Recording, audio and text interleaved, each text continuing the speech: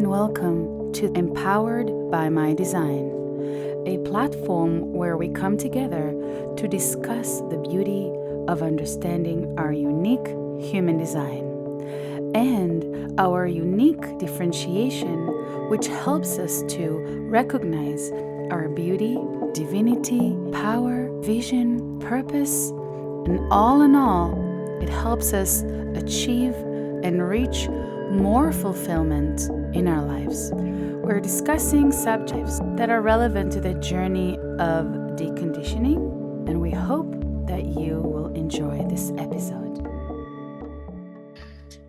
How to handle the fire horse energy, because it is true. It is, it can be really working against you if you don't realize how to work with fire. You can literally feel like you can be dragged by it because the way you're handling the energy is incorrectly, and it's your own energy, obviously.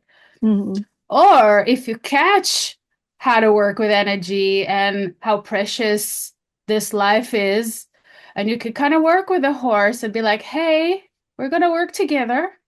This is beautiful. I'm glad you're here, because it's affecting everybody, whether they're conscious of it or not. And so imagine if we can connect with that from an empowering place. We can actually work with it to stay in our power, stay in our bodies, stay in our, in our center as we're moving forward with this year. And let's remind us, like in yoga, we're taught that the horse is like our mind when it's or it's our primitive instincts. It's our lower instincts, and it's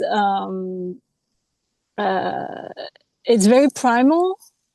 And also it has the potential to bring us down in our spiritual quest. It can take us in a direction where we don't want to go. Our primal instincts are helpful for some. So in the case of human, it's not in the lens of human design where it is your where it's your center, your you guys have a center that is the instinct or authority, right? But the primal instinct or the lower instinct is contrary to what we are trying to develop in yoga, which is the mind body consciousness, with our lower having a consciousness that we can actually elevate. We can elevate our lower instinct to a higher consciousness, and that's in a way that's kind of the goal of the sign Sagittarius, is to take these lower instincts of the horse, because it's half horse, half a person, right? A human, and it's bringing it the light of the human, it's bringing in the awareness, the sensibility, the sensitivity of the human. So, but it's using those lower impulses. It's rather impulses than instinct that I was looking for. But it's together with that passion, because fire is passion, we can get carried away. We can get carried away by our lower impulses. And although it's good to listen to them, because that's how life happens, right? You cannot just sit somewhere and then live life. You just become uh, a library, you just like lived your whole life, you serve at a library, maybe, yeah. But even that, it can get inspired by lower impulses. Mm-hmm. um so I mean, that's kind of bringing it into a momentum. So you have those lower impulses, but then they become a rhythm, and then there's a pace. And so from the pace, you learn that you're not the pace. You can set the pace. Mm-hmm. Then when once you're in the pace, it's like being in flow. But in the case of the horse, it's in pace. So we must like kind of like look at like, I've got to be in flow. I've got to flow. Blah, blah, blah. In the case of the horse, it will not be a flow. It will be a pace. Mm-hmm. But then we have a chance, as Richard Rudd says, like to kind of remake the pace, kind of like change the pace and then be Mm-hmm. in the pace. But we cannot. Um, it's not our pace. I don't know Mm-hmm. how to explain. Like then once it's set up, we're part of it. We cannot be, we cannot like say, oh, it's the pace. The pace is too strong. The pace is too much. Like when I hear people say, oh, did you see how that was already 7 years ago? Can you believe it? Oh my God, time is passing by so fast, so fast, so fast, so fast. Mm-hmm. Well, I'm like, time is passing by, but this is our experiences. So, like in my book, 7 years, no, no, it did pass long. Like, in our, if we're conscious, we see years go by. It's just that there's so much that we're experiencing that it appears to be so fast. But Mm-hmm. actually, we still have experiences to revel in and to constantly absorb the wisdom from, and if there's any juice to take from it, from any experience, we always have the opportunity to do that. Mm-hmm. So we are going to hear things like people are angry, people are not happy, people and this is their experience. They are responsible for their experience. So are we. So Yeah. So it's going to be really interesting. It's going to be really interesting. But we're going to observe that. We're going to observe like lower impulses. We're going to observe things that are, and also we're going to observe a fastening of things, a quickening of things. At the same time, with our awareness, with our consciousness, we're able to, well, that's what Richard Rudd says. Bring the horse to the table, get him some food, get him, tell him he's gonna rest, and then can somehow change the pace so that we can be on the horse and be part of the pace. Mm-hmm. Beautiful. I would love to hear from either of you more detail about what is the year of the fire horse? What does it mean? And what's this astrological moment that folks are talking about, that it's been a long time since this moment has happened before. So I would love to know if either of you know some details on that. Joelle is the feng shui master and the astrologer, so we'll let her start. Right. Well, um, th- this so two things, because as we talk about pace, we have two planets that are really important in terms of pace, and that's Mars and that's Saturn. And without them, you don't manifest. So you have the higher planets like Neptune, which is the planet of dreams, the planet of like the ideal. Um, At the same time, Mars is the one who gives that horse all the energy and all the action, all the power, horsepower. Well, that's Mars there. Um, that's in its like actions, it's in impulses, that's very primal also in its nature. And we are seeing two important planets that are representative of one, the structure that we surround ourselves with, that have been built by men, that have been, institutions, governments, all the structures, but also like at the micro level, it's the body, it's the skeleton, Mm-hmm. the framework, the structures, like anything.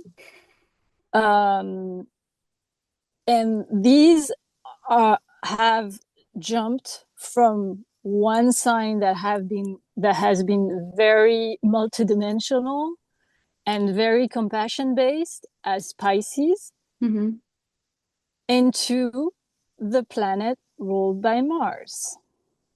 Into the sign, a sign ruled by Mars, which is Aries, which is the first sign of the zodiac, which is the sign of, again, we won't call it lowering impulses in this case, because as a sign, Aries is also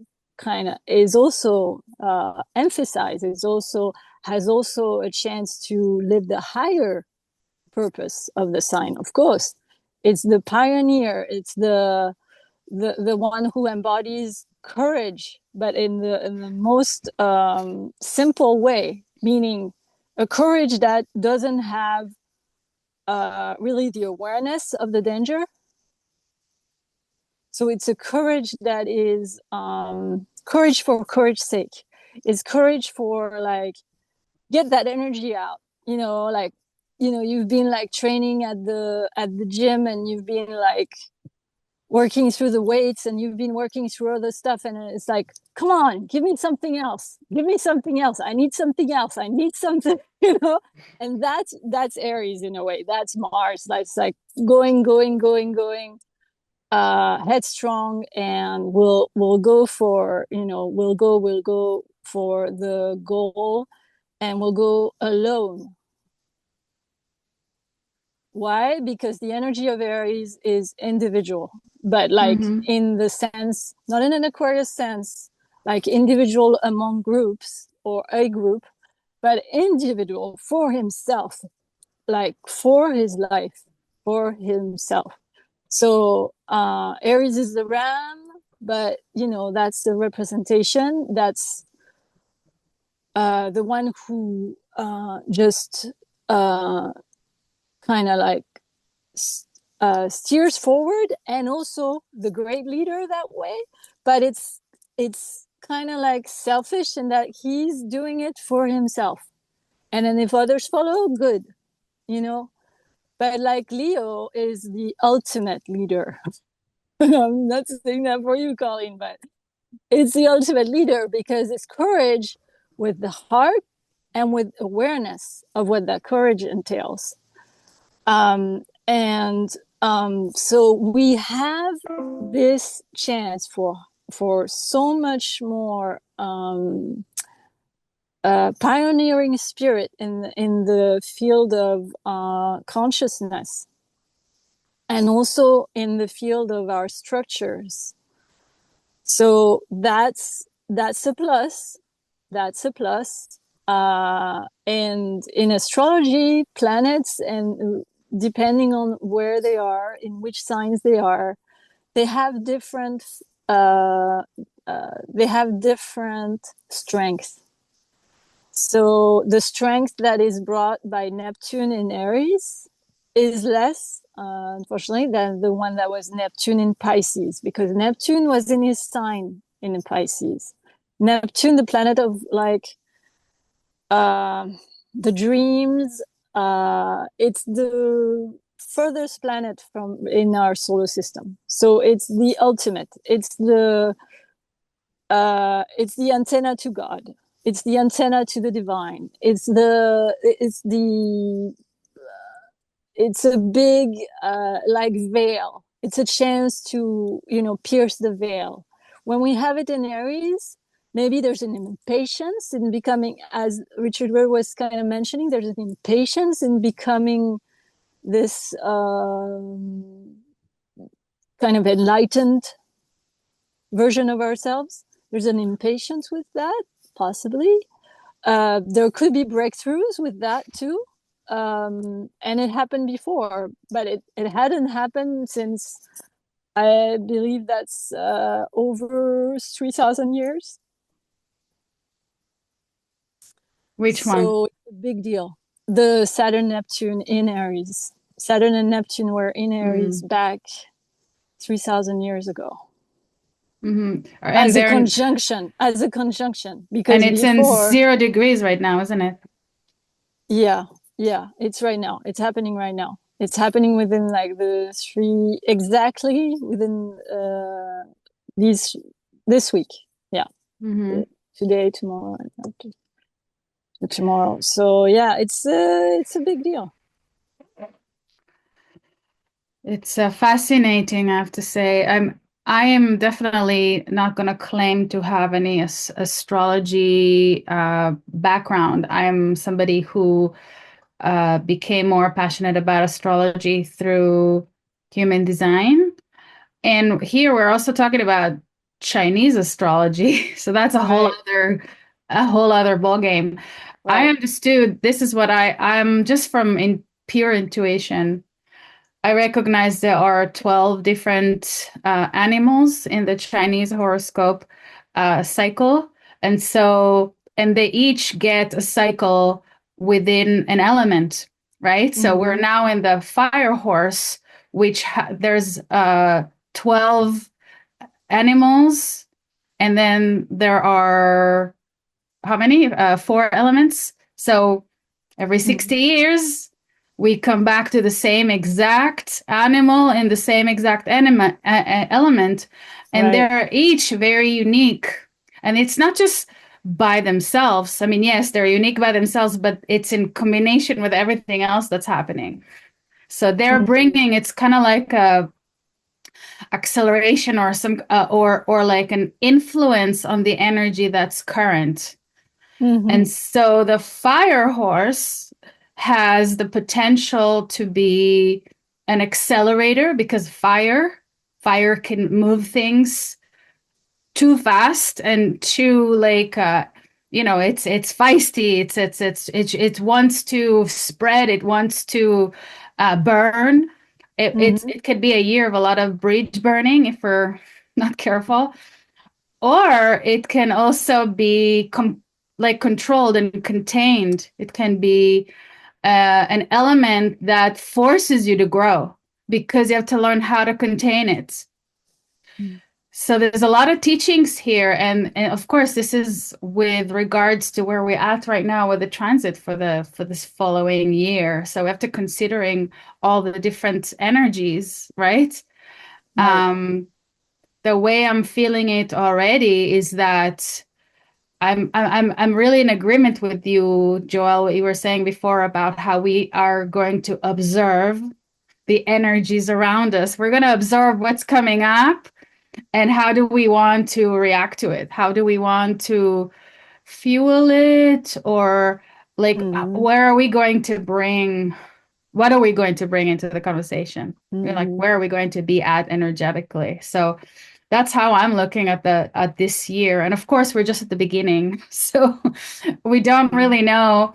None of us experienced the fire horse energy before in our lives, so we don't really know what to expect, which is kind of That's true. At the same time, we kind of have a sense what the horse is like. I have a friend who's a horse, and horse, there's a connection or there's a equivalency between the signs. And in astrology, so between the Western astrology and Chinese astrology, it has been understood that the horse equates to Gemini. And Gemini is we're going to see something in Gemini, at least in the Western system, and that's Uranus going into Gemini, which is the planet of innovation, of technology, we're already seeing that with AI, and we had Uranus in Gemini. I believe last year. Was it Uranus in Gemini? Oh no, no, it was only Uranus in Taurus. Yeah.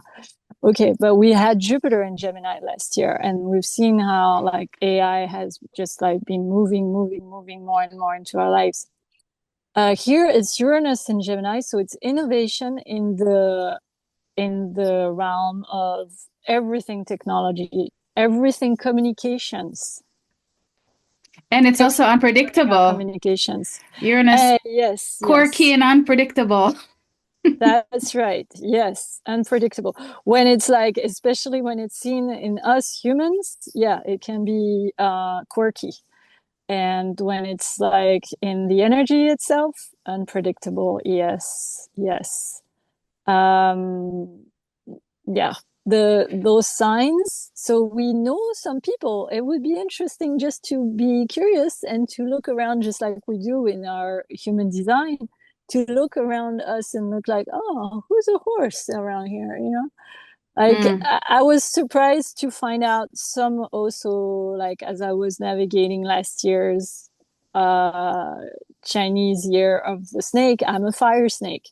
mm, So I got to experience some of it again, but in a different modality because it was the wood last year. mm-hmm. So it's a different thing, but somehow there were things where I could kind of like get into my nature and kind of like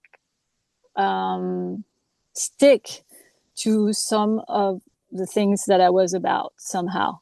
So like look around, like check in those horse born, those year of the horse born uh people around you. Like see what it's like for yourself, and that might be helpful to have to kind of see that at a in our human scale, you know.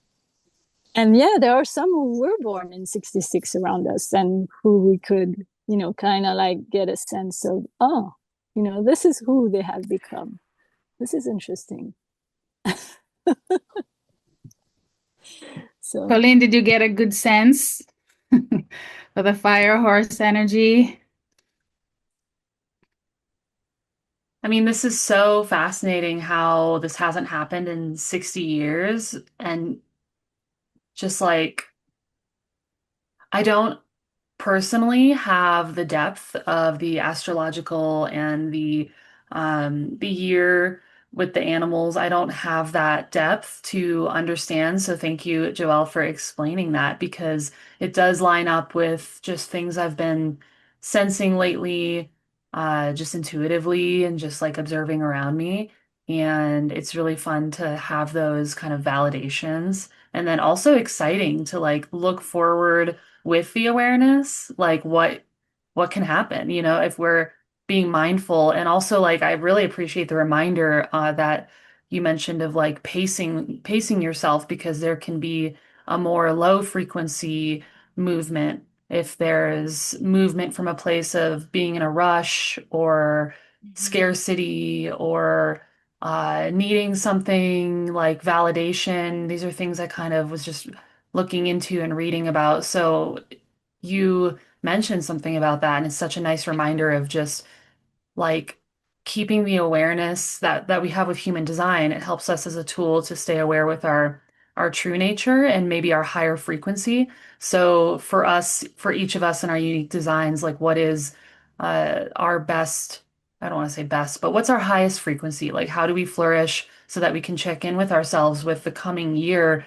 that it sounds like it's going to have a lot of momentum. So you can either burn out pretty quickly, which Mm-hmm. I'm definitely at risk of burnout with the themes in my design. So it's going to be very important for me to just take the time and maybe set a ritual for myself of getting present and being aware with myself. What are the things I'm pulled into and moving on and toward, and are they going to burn me out or are they in line? Are they aligned with my truth? And so that's where human design comes in because we have these overarching global themes, and then we have these personal, like personal design themes. So it's interesting to try to tie them together.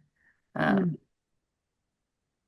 Yeah, it seems like there's a lot coming up between the Year of the Snake having this very shedding theme. And I love thinking about the shedding as just instead of like losing something, you're clarifying.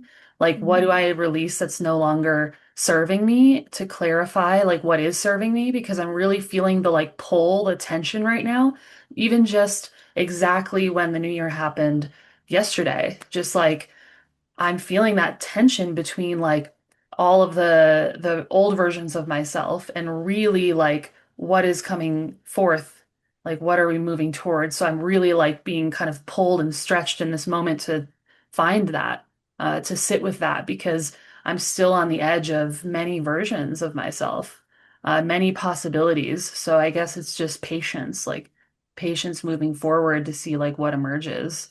Um, Mhm. Yeah, and I like thinking about the horse just as an animal, like how they move, right? Like they don't just get up and bolt. They kind of start galloping, like they start trotting and moving slowly. And when they do like reach a pace, they're like the most majestic looking creatures. They're like floating, but there's a process to get there. So, and they're very like very focused, right? So it does make me think about those metaphors too, of like you can't really do multiple things. You really need to like focus in on something and ride with it. So I think it's nice to have these themes and flavors like going into also we just had the Rave New Year, the Human Design New Year. So it's really kind of all aligned right now with Mhm. a lot of deep intention setting. Huge. Yeah. Huge. This True. is so powerful. I'm really grateful. I'm really grateful you said all that, Colleen. You know, it's that quality that we're connecting to, being able to support others, support as we're both projectors, right? So we're really recognizing the magic of being here, being alive to support others on this journey of coming back to their true nature, coming back to their highest potential. You said something about like how we all have, it's almost like we're born with our highest potential. And yet throughout life, our unique frequency gets distorted. Why? Through environment influence. Like we're so receptive to our environment, our undefined centers and our open centers plug into the environment. Mhm. That's where we learn and we get conditioned through, the journey that we go through this life. And what ends up happening is that our frequency gets distorted from moving away from its highest potential. That is like really in a nutshell what we're learning with human design is how to come back to the original frequency, to the original highest potential, and how to support that existence in of itself. How to come back to our true self that is unique, right?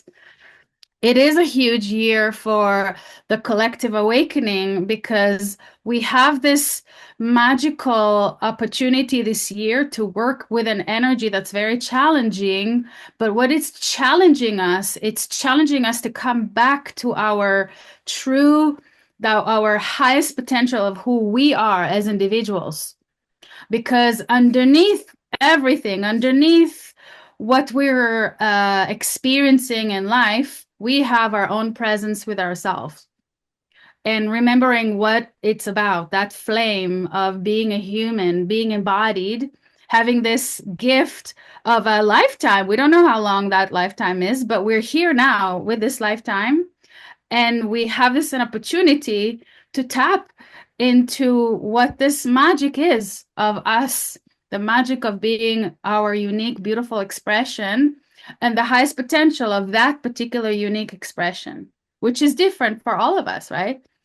But it's that Like imagine if we had, well, actually we don't have to because we have a collective like that, but imagine if this collective of Empowered by My Design was becoming a container for individuals to do that.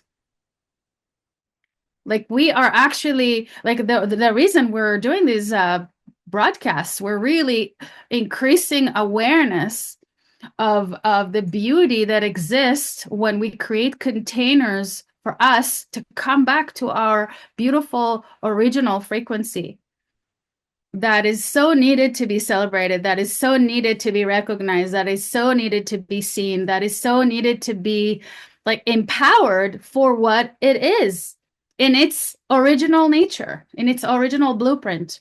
And we all have it, you know?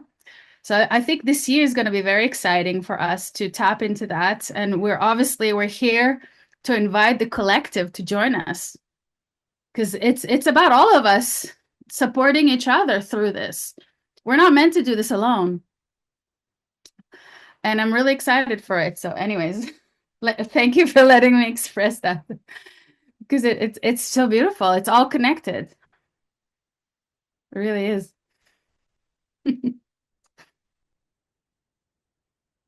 That was the end of the transmission for the moment. Yeah, it's exciting times.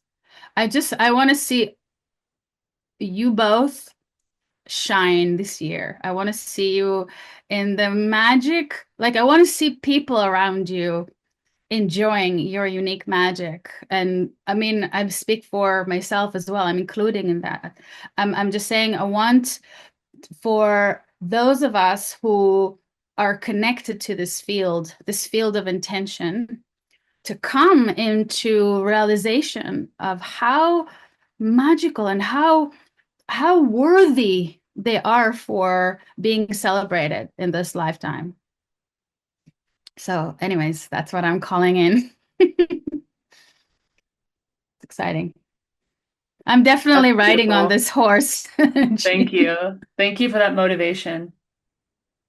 Yeah, and that reminder of just like how we can all, as a collective, support each other just through intention, intentionally being our best selves, being our true selves, and just like the empowerment that we share here for everyone to find that and just like, just enjoy it, just relish in it, whatever your truth is, whatever your thing is. This is the time to like run with it because the last few years, I know that I've had some personal projects that I was really trying to push forward and they just weren't getting momentum. And I wish I had this sooner, this information that, like, oh, we're going to be coming up on this year of the snake and then this year of the horse. So if you just slow down and you just take the time to reflect and get clear, and then the momentum will come. So having that awareness, that collective and global awareness is just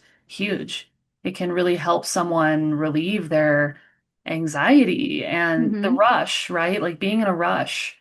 And I like the way that Richard Rudd talks about rushing as a great injustice to yourself and to everyone around you, because everything is in perfect timing, and our association with time has significantly changed because of the way we use technology. We can get everything so quickly, we can move in transportation so quickly that we expect ourselves to move quickly, but our bodies are still bodies and they still have a certain timing, to how our cells regenerate and how our memory remembers and how we grow physically. And we have to remember that we are not AI, we are not yet robotic type humans, like we are still human. And we're in this really amazing time where we're watching the world around us move faster than us, but we still have something that, nothing else does. And it's our unique consciousness, our Mm. unique way of expressing our spirit. So I think there's nothing more valuable than that. And the time that it takes is worth it. Mm. Even if it's 7 years, just to understand. Especially We're 7 year cycles. For those of you who don't know, we're laughing because Raoul, who was the who was the man who brought human design to us all, was really specifying for us that to understand the process of deconditioning, you need at least 7 years of day-to-day experimentation, the openness for that. So that's why we're laughing at this, because it does take time, but it's worth it. Anyway, I'm done. Yeah, there's no quick fix, unfortunately, with human design, which I love that because it keeps it real. Like you can't just take a quick pill and be better. There's no band-aid. It's showing and exposing the causes and the roots of what is creating resistance in your life. And that takes those years to untangle. Mhm. And from what I've seen from people who are past the 7 years, it's definitely worth it. And Mhm. it's definitely a personal journey that, it's worth it for yourself. It's a gift to yourself. And just like taking the time, right? Like the day-to-day tasks. That's such a beautiful reminder, Ruti, of just like the everyday experimentation to get to that place. And I think that's the funny joke I'm starting to realize there is no place of like perfection with human design. It's just like you come to a place of accepting and loving Mhm. as you're on the journey, as you're continuing the journey every Mhm. day. And it's amazing because you get to a point where you no longer want a quick fix. You no longer want a pill to just make you happy. You want to be in whatever you're in because there's lessons in it that you can't get otherwise if you're just numbing it out. This is huge. This is huge what you just said. Like we are living in an era of instant quick fixes. I mean, look at social media. I mean, we're really like in it. We're swimming in it, and everyone is being bombarded all the time. And whether we like it or not, we're all sensitive. We're picking up on all this stuff. So to touch on what you just touched, that's a medicine. That's fucking medicine. And I'm so loving that because that is the gift that comes this year, especially with the fire horse, right? We're like, how do we deal with this engine? Okay, let's just learn the mechanics. We're so fortunate to have a tool like human design. We have a tool right now at our disposal that is so easy to use. It's just about recognizing, like starting to see the different parts because there's many, many, many, many parts to it. But it's because life, we're each complex.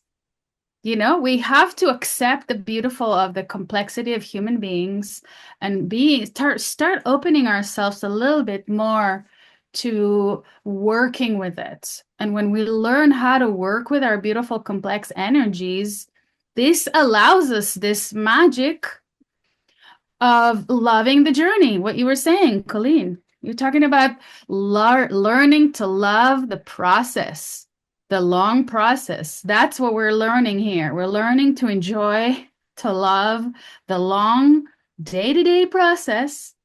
And that gives us power. That gives us tremendous power. That gives me goosebumps too.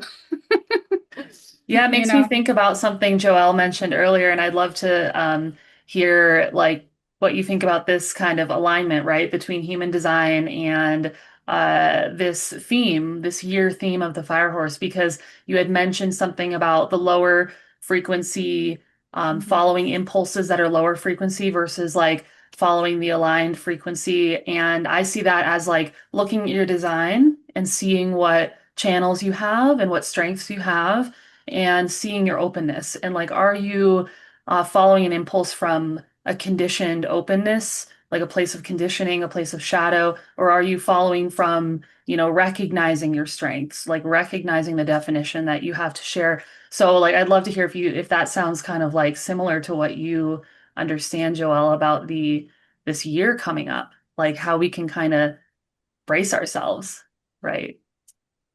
Well, with Neptune being emphasized and Neptune changing energy, it's going to be the accent is going to be on individual practice and whatever that is. And Mhm. Saturn in individual lives, okay, in the broader terms, it's structure, but then in individual lives, it's boundaries. So I learned something. I learned something. Yeah, I'm like 2 weeks old. um, from a quadrite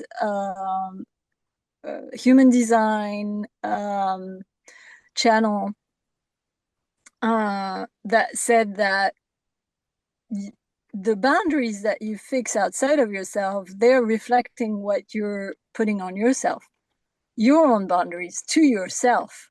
How can you be accountable to yourself?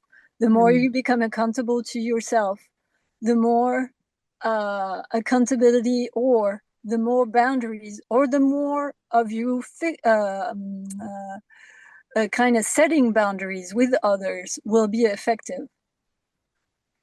So that points to, like, especially this alignment right there, these 3 days. And that doesn't mean that it's only meant to be followed during these 3 days. That would be too easy.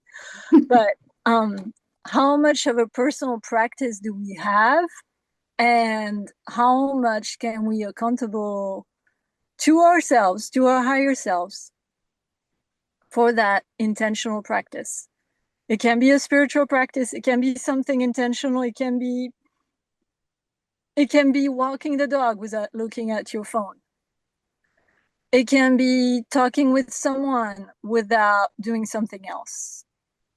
It can be anything that you noticed in your behavior that takes a little bit away from the purity of that link that you have to source. Mm. Uh, and so I see this as a big catalyst for that to propel us into a year where then we can be free doing whatever we want. We can set those projects from 3, 4 years, 7 years ago on the burner again. Mm. I mean, we can get them, accompany them, take them in our pace. Mm. Um, and about the human design part of it, um, is it gate 41? Was that gate 41 for the new year? Mhm. Started on gate 41. And that was I watched the video, but now I am like not exactly remembering what it was. Something about chaos, something around like chaos or chaotic. It's What? a decrease, contraction. Mhm. Oh, it's the gate of contraction. Yeah, so that kind of points to discipline. Oh yeah, big time. Because Okay. it's contraction, the other side of the channel is desire. So having a desire for something in life, which fuels, is fueled by 41, right? It's the contractions. So there are times when you have the fuel for desire or not. And that's the contraction, which I think a lot about birth contractions, which can be Yeah. really a beautiful analogy because if you have a Yeah. Mm. desire to, experience something in life, this is kind of what keeps us alive, right? Like a desire to be alive. And it's a Yeah. collective channel. So having that desire and then also having that contraction of like the energy opening up and expanding to like allow you to move toward that experience. So that's the beginning of the new Oh. year. That reminds me also birth, because it's the birthing of the new year. 41 Yeah. represents a literal birthing of a new year. Hmm. That's how human design is so organic. Hmm. I Yeah, love it. because when you look at just the words decrease or the words contract, you think a closing off, but I look at it as in such a right feminine way, right? Like of having that um, on and off, that movement of contractions, birthing something new. You can't just be all on or all Does it shut. have anything to do with the contract that we sign too?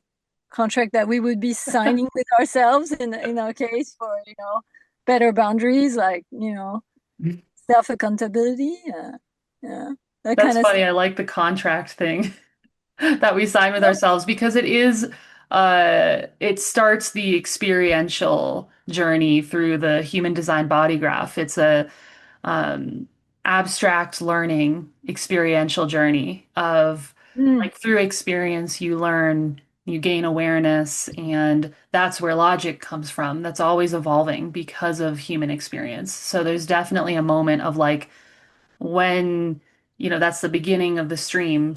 Like when you begin a new experience, you are making that personal, uh, I don't know if it's a contract or just like you are following something mm, and you're going into it and there's going to be ups and downs and it's going to be a process. And you may have expectations or not, and it could turn out that way or not. This is kind of like what we accept coming into a life, being born human. So mm. it is beautiful to think about that. Yeah, and the desire and the contraction of an impulse. The impulse is born probably from a contraction. And then impulse and desire kind of like they're kind of synonyms. One is more like animal, the other can become human. And if I remember well, it was also about not following all our desires at the same time. So Mm. it points back to what you were saying, Collyn, to keep those blinders almost on as horses. Like we keep our blinders on for the main thing that we have, where we stay in our own lane and um you know follow that higher calling. Hmm. Yeah, and I'll clarify that gate 41 is in the root and it's pointing toward the solar plexus. That's where Mm, the desire is. So that emotional wave, like exactly what you're talking about of getting clear on what that higher frequency is for you, for each person, and yeah, yeah, taking the time for that. yeah. So that can be developed over time. Root, Helps them over time. I think another word to suggest here for impulse would be pressure, because the root works with pressure. Impulse is more affiliated with the spleen. Right. And so that's what I wanted to say. I wanted to not get it mixed up with the spleen. I just wanted to talk about the yogic perspective on it and how they talked about the impulses, which are more animal. Mhm. So that's why. But Mm. yeah, yeah, yeah, Yeah, for it's sure. just on Yeah. a human design kind of, yeah, level. It's definitely a pressure to birth something new and to be able to accept. I see some acceptance there as far as like the energy, what the energy asks for, because it's not an easy journey. So you're kind of like present with it in a way. Um, It's but not refined. It's still rough. So yeah, then it needs to be discerned. Like yeah. which one is it? And it gets to be discerned more like in the gut. In the Mm, sacral starts to be more discerned, and then as it goes up in the centers, it becomes more discerned. Then is it in affinity with myself in the G center? Yes, no, yes, no. Then it becomes okay. It's a choice. In my authority, the emotional authority, it takes time. Then mm-hmm. it becomes a choice, but it's over. That's why I emphasize on spiritual or any other kind of practice for ourselves, that it Yeah. becomes then a discipline. Mhm. Then over time, that discipline helps you become more neutral to your emotions in the case of emotional beings. and you can make that decision. You can then take that project Mhm. forward. Um, Mhm. And yeah. by the way, for those of us who are undefined emotionally, I don't know what's the percentage of that in the world, if you any of you know, but we are the ones who really have to learn how to deal with emotions. So when you're saying for us emotionals, I'm like, even more so for us undefined, you know, because it's definitely right now we are in a time of challenge. We're all being challenged to, like we said earlier, to work with our energies to where we are in alignment where with all of the developments and the movement and the progress and the shifts and the system changes and the and people are freaking out either because they don't know what it means or because they're taking certain opinions over their own authority. So that's the time right now for all of us to really understand our energy, how energy works to begin with, right? So how can we manage ourselves as sovereign beings in this, whatever you call it? It's a falling system, a simulation, a matrix, a 3D reality, whatever you call it, right? I heard you We're call it homogenization too. Yeah, big time because the generalized advice out there is it's majority, it's homogenized, meaning there are individuals who are generalizing their advice instead of seeing person to person to really look at their individual energy because we all have unique energy and there's a way to read this energy mechanics. It's like we're working with energy like mechanics. And that's what projectors can really help because projectors are designed by nature because of the nature of our aura. Our aura goes out towards the person in front of us. And really, what that means is that we are feeling the other person's energy. We're seeing their energy. We're seeing everything in their energy, their magic, their potential, and we're seeing their blind spots. We're seeing their conditioning. We're seeing all the stuff that they tell themselves and believe in that's not serving them.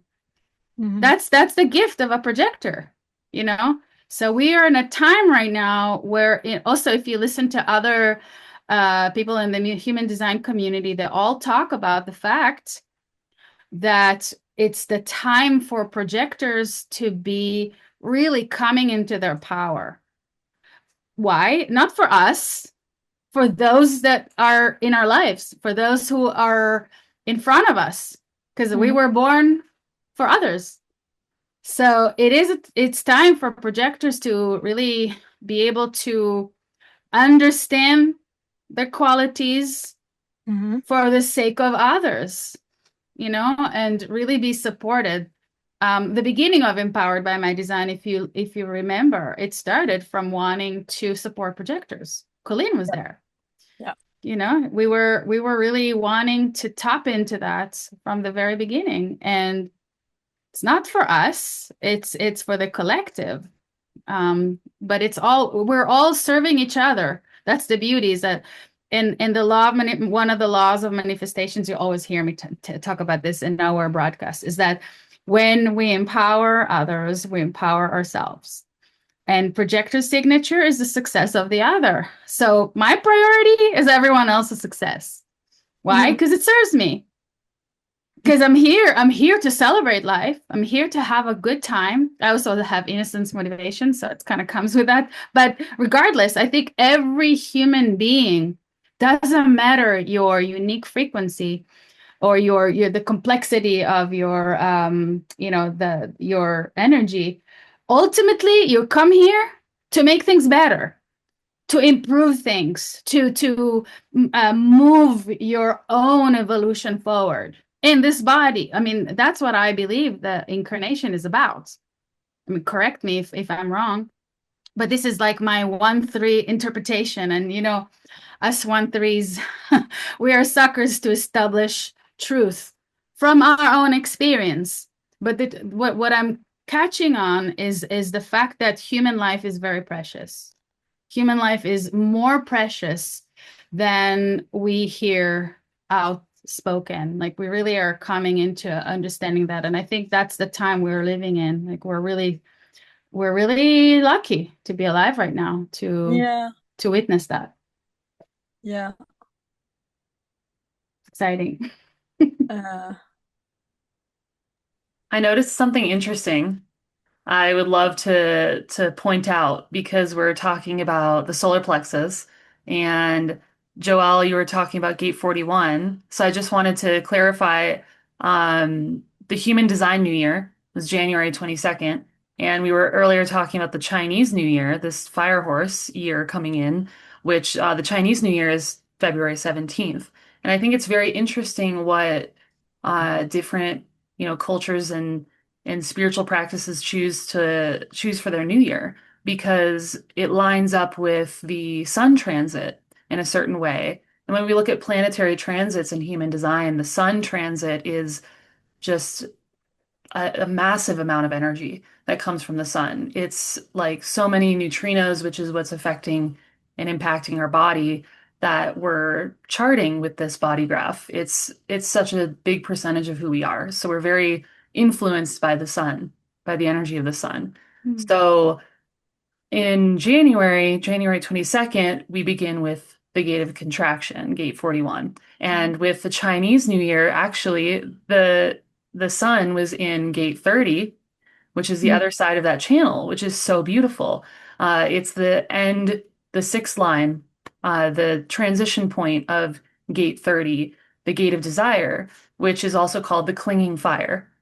So here we have this really beautiful moment between human design and between the Chinese New Year of this channel of recognition of feelings that is propelling us into something like launching us into another annual cycle. So I think it's a beautiful collective recognition, a collective, maybe intuitive moment of there's something in our bodies where we're really getting clear emotionally and we're really getting clear collectively. We're getting passionate and we're setting, those intentions. And Gate 30, line 6 is kind of all about discipline to maintain an action to follow those desires. So everything you're saying just lines up perfectly with these themes. And it's such a nice reminder of how we weave through all these practices. They kind of have a thread that weaves through them all and weaves them together. And then, Ruti, what you were sharing about the specificity of our designs, we all experience this sun transit. We all experience emotionality. However, when we look at our design, we can really get into the specific details of how are we going to uh, like accept this experience on our bodies? How are we going to allow this to move through us, especially collective energy? How does it move through us? How does it impact us?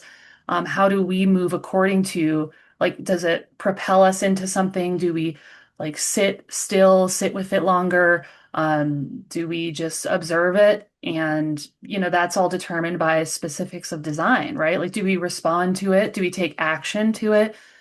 Do we observe and not take action on it? It's all this detail, right? So that's the beauty of like if you don't know your design, you can go get your free chart and you can see like, do you have an undefined or defined solar plexus? How do you move with this energy? How do you digest it? Uh, is it making you sick? Are you making yourself sick? Are you fighting it with resistance or are you flowing with it and riding the wave? I think these are all these subtleties of how we like process and like digest the energy of the universe around us, like the energy of the sun, the energy of the collective of our people. And this is something we don't talk about enough because everyone has such a different response and way of moving through things, and it's not all the same. So we can talk a lot about these same themes, but if we're to apply a kind of, I don't want to say diagnosis, but like a kind of like how do you go into the new year, right? Like that would look differently for everyone. So it just kind of brings up the topic of like, yeah, like how to look at your body graph and how to move with this new year energy and how to set intentions for yourself, reminders for yourself, like, oh, remind myself to, take a moment to pause, right? Like take a moment to remember my truth. I mean, that could be good for everyone. So, um, yeah, I just felt like calling that out. Mm-hmm. Beautiful. Thank you. Thank you both for this and bringing in human design, bringing in Chinese astrology to human design in a way kind of resonates with the rave, which is derived from the I Ching. And so back then, the Chinese zodiac was together with the I Ching. It was already adopted. Mm-hmm. So it's very compatible. Mm-hmm. And as we see, it's amazing that 1 month, almost 1 month later, we have the opposite gate and the complement, the opposite gate. So Mm-hmm. almost the resolution of that energy. Um, yeah, and it makes sense because in China, of course it's because it's the new year, but there's just so much uh, just generosity of spirit, even though that's another gate, but that's also a gate in the solar plexus. Um, Well, that is today's date. oh, Mm-hmm. perfect. We are now in the gate of abundance of spirit. Perfect. The next Yeah, day. that's about, being generous and having wishing everyone a happy new year, but also giving like those red envelopes with the money inside so that it's kind of putting things it's talk and walk at the same time. You wish Mm-hmm. and then uh you prosper others. So it's wishing prosperity, it's prospering others, even so symbolically, but Mm-hmm. it's done with so much generosity and it's done with so much abundance in So true. Maybe there's something there that's been discussed before because the connection between human design that's been around for almost 40 years and Mhm. the Chinese year, and again, the I Ching is in the background of human design. So that has existed for a long time, that connection between the beginning of the human design year and the beginning of the Chinese New Year, and that being that one channel, a really important channel of recognition of feelings, is what's leading us to the abundance of spirit, because 30 looks to 55. Am I Mhm. correct? 30 leads to 55. So in order to start the year correctly, we really have to look at what are we birthing? What are we doing with our words? What are we doing with our intentions? How do we live this life? How do we deal with this precious thing that we have here?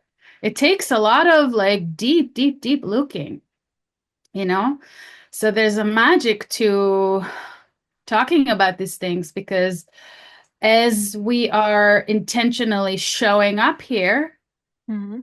we are really wanting to, I speak for myself, it's about encouraging others to recognize themselves as this magical, again, the magical being that exists within us, and how supportive it is when you're in your power, like what that does to the people around you.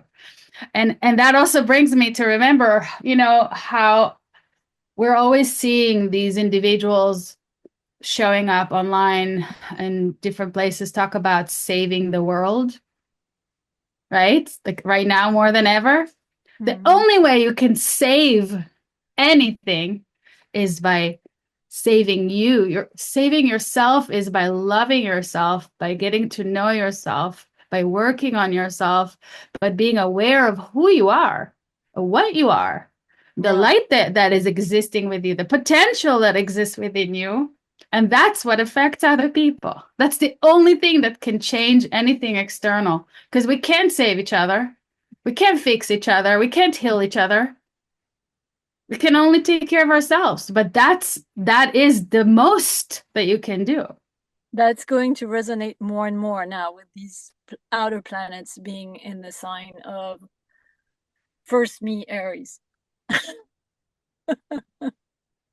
Right. Well, it's that being able also their spiritual world, and now we know that there's a spiritual market, right? We're in this time of people are going through their spiritual evolution, so it's out there, like we're seeing all these like nuances of the spiritual market. But what about really coming back to the groundwork about what is love? Love is recognizing self. Yeah. It's understanding self. It's being aware of self, being aware of what it takes to even be here. So, and then take care of the day to day, take care. And it shows up differently for everybody. We can't teach each other how to take care of ourselves. You have to learn it for yourself. You have to honor yourself enough to really like sit with yourself, so you know what that looks like for you, right? Being really At able the same time, some little pointers, some little prompts from others are always receivable. You can always learn from someone else how they take care of themselves, that you're not taking care of yourself that way. You can, there's always something to learn from others, right? But when we're looking at the human, there's something that I've learned through my journey with human design, is that I can listen to others, I can open up to others, but ultimately the truth of me, the truth of my existence is related to my journey with the way that I relate to myself. That's the care that I talk about, like that ability to really connect to the truth of my existence. Yes, of course, I'm open to connect with others. Yes, of course, I'm really excited to journey with others. But I had to come back to self. I had, like, as a projector who's always been out, who's always her aura, it was literally always in others people energy. I really needed to understand that. I had to observe what that looked like when I wasn't coming back to me. Right? So this is like very much a projector journey. It's going to be different for generators, because generators, well, generators don't have the same experience that projectors do as far as aura. You know, we are just built differently. It's not that you can't understand it, but it's just a different experience. So for all those out there that are listening to us that are projectors, this is more, this is coming from a projector perspective, right? So I don't speak for everybody, but I'm really wanting to bring this up as a place of coming back to this notion that love begins with self. Care begins with self. And again, it's like you give yourself permission to listen to your inner authority, to really investigate this inner authority, to really like, you know, respect yourself, honor yourself enough to listen to yourself. Yeah.